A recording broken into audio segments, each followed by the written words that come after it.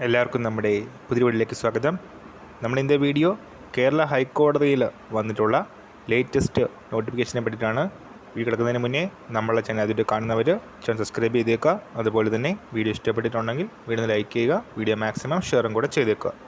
അപ്പോൾ ഈ ഒരു അവസരത്തിന് അപ്ലൈ ചെയ്യാനുള്ള അവസാന തീയതി വരുന്നത് ജൂലൈ 8-ാം തീയതിയാണ്. റിക്രൂട്ട്മെൻറ്റ് നമ്പർ വരുന്നത് 08/2025 ആണ്. സാലറി സ്കെയിൽ 39,300 ടു 83,000 എന്നൊരു സാലറി സ്കെയിലാണ് ഈ ഒരു പേഴ്സണൽ അസിസ്റ്റൻറ്റ് വേക്കൻസിക്ക് വരുന്നത്. ഗ്രേഡ് 2 പോസ്റ്റാണിത്. ഡയറക്റ്റ് റിക്രൂട്ട്മെൻറ്റ് വഴിയാണ് സെലക്ഷൻ നടക്കുന്നത്. അപ്പോൾ ജനുവരി 2, 1984 ജനുവരി 1, 2007 ഇടയിൽ ജനിച്ചവർക്കാണ് അപ്ലൈ ചെയ്യാനായിട്ട് അവസരമുള്ളത്. ടെസ്റ്റ് ഉണ്ടാവും, അതുപോലെ തന്നെ ഇൻ്റർവ്യൂ ഉണ്ടാവും.